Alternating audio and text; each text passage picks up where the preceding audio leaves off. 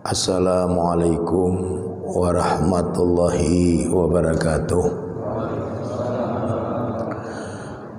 Alhamdulillah, nahmaduhu wa nasta'inuhu wa nastaghfiruh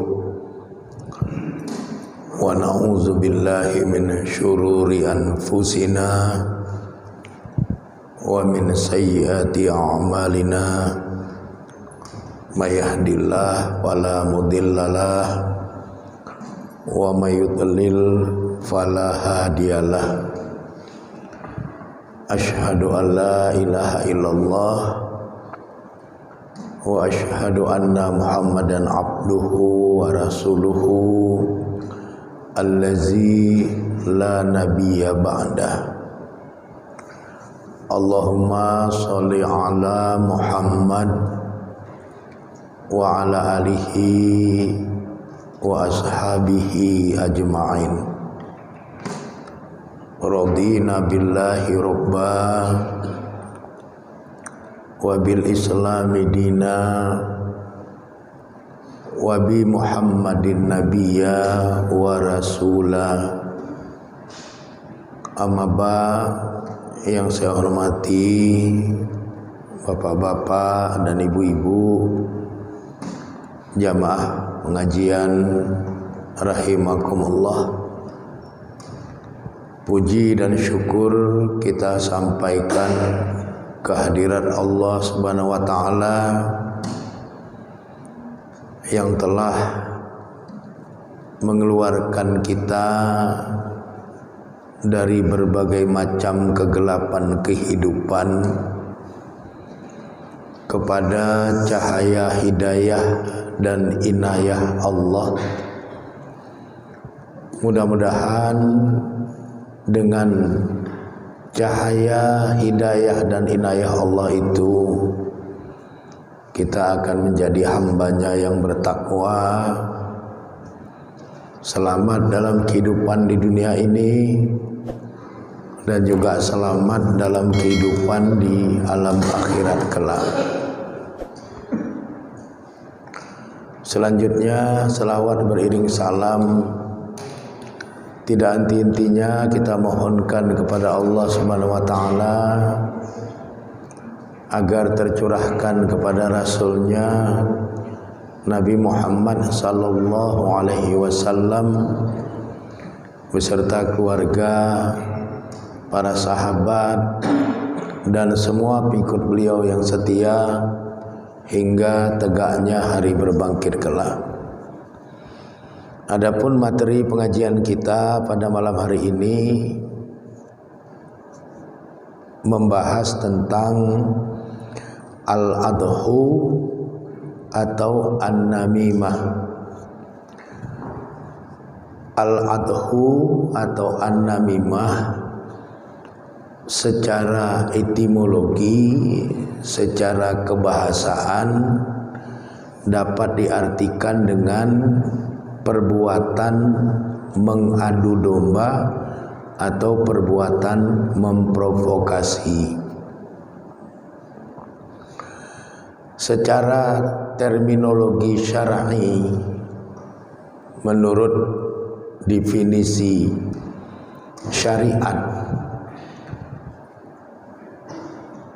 sebagaimana yang dijelaskan oleh Nabi Muhammad sallallahu alaihi wasallam dalam hadis riwayat Imam Bukhari dari sahabat Abdullah bin Mas'ud, al-adhu awin namimah, perbuatan mengadu domba atau perbuatan memprovokasi itu artinya adalah al-qalatu bainan nas. Al-qalatu bainan nas adalah menyampaikan kabar yang merusak hubungan baik antara manusia. Jadi al-adhu au an-namimah secara lughawiyah, secara bahasa itu artinya perbuatan mengadu domba atau memprovokasi. Secara istilah menurut Nabi Sallallahu Alaihi Wasallam, al-adhu atau an-namimah atau perbuatan mengadu domba itu adalah al-qalatu bainan nas, yaitu menyampaikan kabar yang merusak hubungan baik antara manusia. Kemudian jumhur ulama mengartikan an-namimah itu atau al-adhu itu naqlu kalamin nas ba'duhum ila ba'din, menyampaikan perkataan sebagian manusia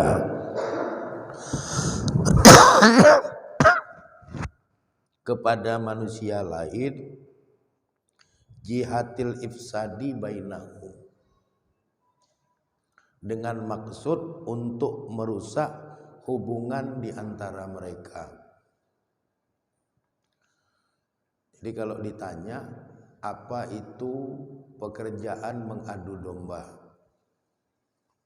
maka pekerjaan mengadu domba itu kalau menurut Nabi, seseorang yang membawa kabar, yang kabar dibawa itu bisa merusak hubungan baik antara sesama manusia.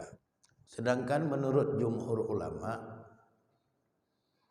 yang namanya pekerjaan adu domba itu adalah membawa cerita sebagian manusia kepada sebagian manusia yang lain dengan maksud merusak hubungan di antara mereka. Ini artinya al-adhu atau an-namimah, perbuatan mengadu domba itu adalah perbuatan yang tercela menurut pandangan ajaran Islam. Orang Islam diharamkan berbuat pekerjaan adu domba. Karena apa? Karena itu akan mendatangkan dosa yang besar.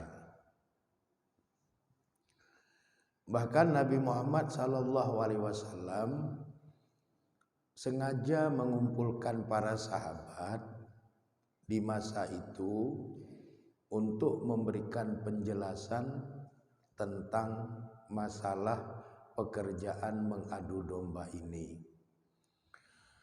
Dalam hadis riwayat Imam Bukhari dari sahabat Abdullah bin Mas'ud, Nabi mengatakan, ala unabbiukum,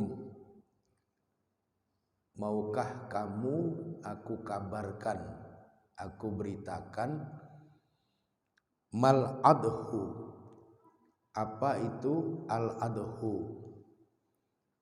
Lalu Nabi meneruskan sabdanya, hiya an-namimah, dia adalah an-namimah. Apa al adhu, apa an-namimah itu? Nabi mengatakan al-qalatu bainan nas. Al-adhu an-namimah itu adalah al-qalatu bainan nas, menyampaikan kabar yang merusak hubungan baik antara manusia. Yang secara sederhana kita pahami sebagai perbuatan mengadu domba. Jadi datang pada satu hamba Allah, kemudian pindah ke hamba Allah yang lainnya. Dua hamba Allah yang tadinya itu bersahabat, bersilaturahim, baik-baik saja, tapi karena diprovokasi, diadu domba, maka persahabatan dan silaturahim itu menjadi rusak. Itu namanya al-adhu awin namimah. Itu namanya pekerjaan mengadu domba atau pekerjaan memprovokasi yang merupakan perbuatan tercela di dalam ajaran Islam. Bukan hanya Nabi Muhammad SAW saja yang prihatin dengan perbuatan mengadu domba itu. Allah Subhanahu wa taala sendiri pun di dalam Al-Qur'an, tepatnya di dalam surat Al-Qalam surat ke-68 ayat 10 dan 11 mengharamkan adu domba itu. Allah berfirman, wala tuti, jangan engkau taati, jangan engkau patuhi, jangan engkau percayai kulla halafin mahinin, orang-orang yang suka bersumpah untuk menutupi kebohongannya, karena hal itu adalah hina dan terhina. Jadi ada orang yang pekerjaannya itu sedikit-sedikit bersumpah, gampang bersumpah, sikit-sikit wallahi demi Allah, tallahi demi Allah, billahi demi Allah. Padahal dia bersumpah itu bukan untuk meyakinkan sebuah kebenaran. Dia bersumpah itu untuk menutupi kebohongan yang dia ciptakan.